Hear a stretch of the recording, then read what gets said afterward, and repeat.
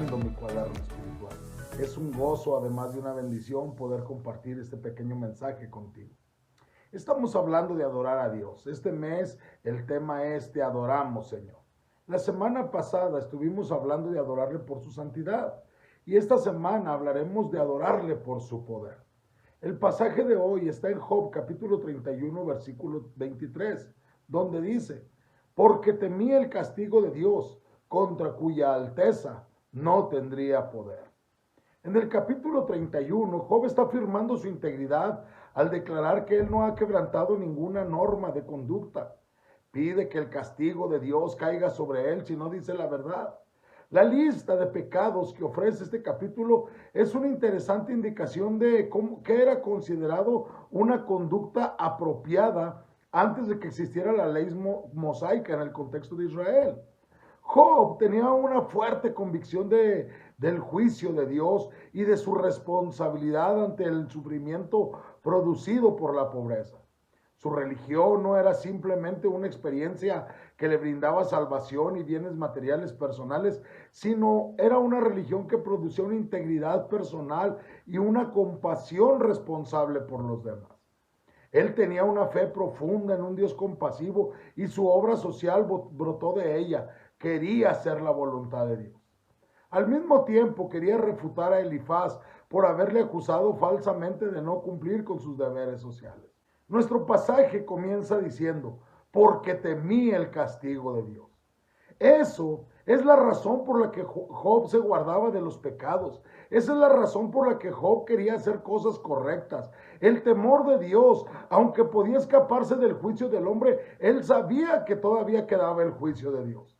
Y ahora vuelve sobre su deber para con Dios, como ya había hablado antes de su deber para consigo mismo y para su prójimo. Job afirma que siempre temió las calamidades que podía enviar Dios y que lo había contenido del temor de su castigo. Job atendía todo según el apuro en que se encontrasen y no se creía virtuoso por eso, sino que lo veía como un imperativo impuesto por el temor de Jehová.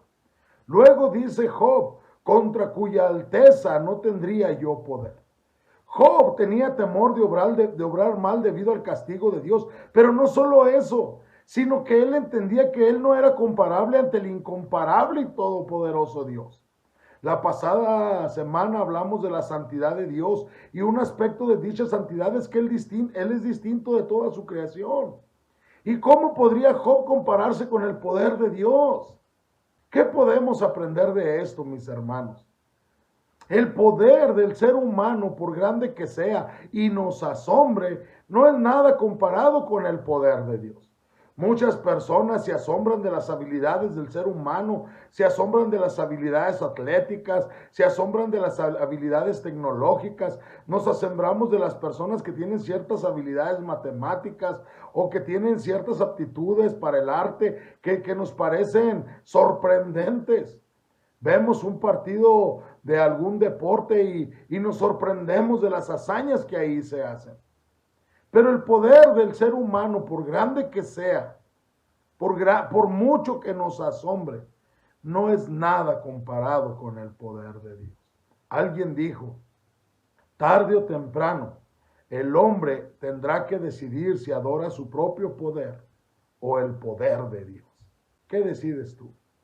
¿Vas a adorar tus propias capacidades y tu propio poder? ¿O vas a adorar a Dios por su poder? Que el Señor te bendiga.